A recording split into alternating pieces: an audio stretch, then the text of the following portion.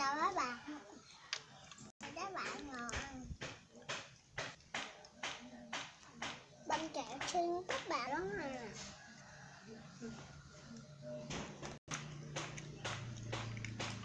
Mắm măng cưới rồi chị. Cái đó mẹ rằng, cái đó mẹ rằng, bị rằng, cái đó mẹ rằng.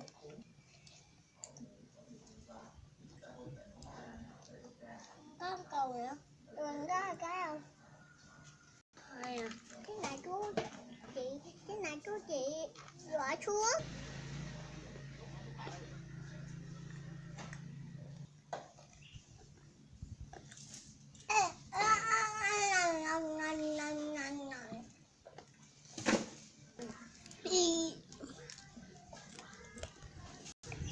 Chị đó thì mở bận đó.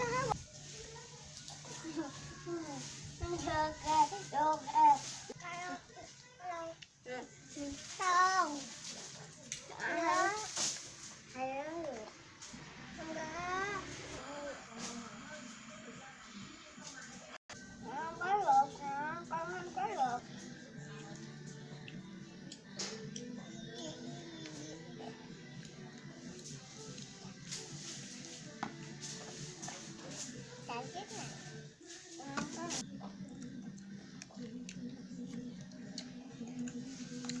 Này của em.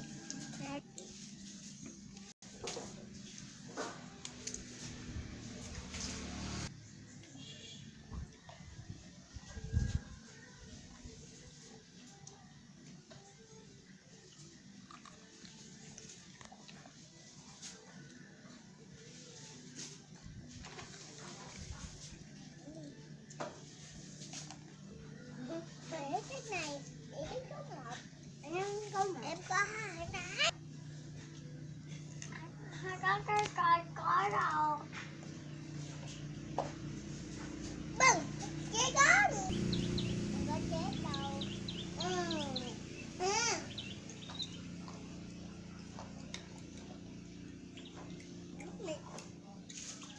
Bây giờ có chén nè, có chén nhỏ. Anh có cái cùng bộ. Có cái mà mình có ăn chỉ có nhỏ nè. Em có rửa đâu, anh có bộ.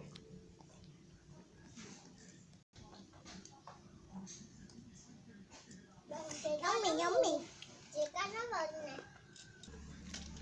Có mà mì có bè, chị có nó bừng nè. Bừng, chị có nó bừng nè. Có cái này đâu. Bừng, bừng, cái này. Làm trong cái vai này. Chị có nấm chì này chứ. Người bạn bầu cho mình rằm với đây. Hoa. Này bị thôi luôn rồi.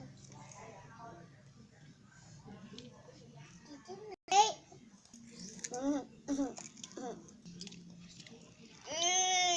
Để nữa.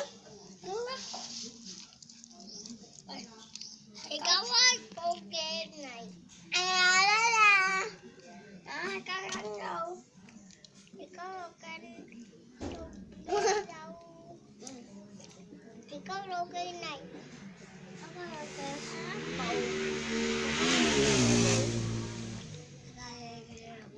khả. Còn có lô cây họ. Chị có con lô cây họ gì. Ai có lợi đâu. Ai có lợi đâu. Không, này của em. Mà anh này của anh. Em kiếm nó cửa đi.